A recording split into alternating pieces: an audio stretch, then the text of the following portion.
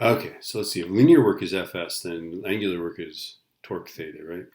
Use energy to find the angular final velocity of a flywheel that has a moment of inertia of 8.5 kilogram meters squared after it has been sped up from rest by a torque of 52 meter newtons through 84 radians. Well, what we're going to do here is we're going to use the work energy theorem, right? And that is that work is the change in kinetic energy, right? So in this case, it'll be crazy angular torque, right? It'll be angular work. So torque theta is going to be 1/2 I omega squared. All right, so let's do this. Let's see, 52 meter newtons times 84 radians is 1/2 8.5 times omega squared. So let's do this. 52 times 84. Then I'm going to go times 2 divided by 8.5.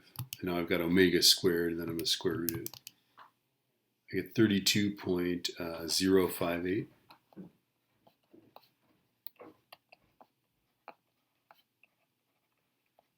Okay, so that's doing it using energy, right? There ought to be a way to do it using acceleration, etc. Right? So we could go torque is I alpha, right? So 52 meter newtons is equal to 8.5 times alpha. Okay, so what is that?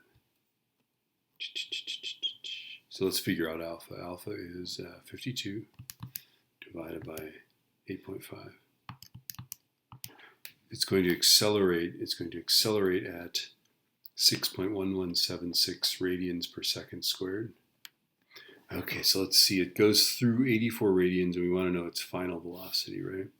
So the initial velocity is 0. The final velocity is what we're trying to find. And we have the displacement, but I think we use no t. So I'm going to go v squared is u squared plus 2as, right? So final velocity, so omega final squared is equal to 0 squared plus 2 times 6.1176 times, and then our s is our angle, right, 84.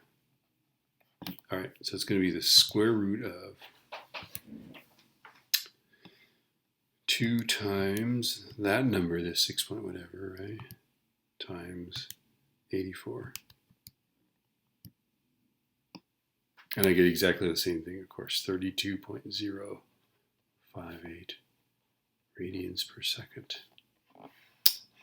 This was 2 steps, that's 1 step. So that's easier, I think.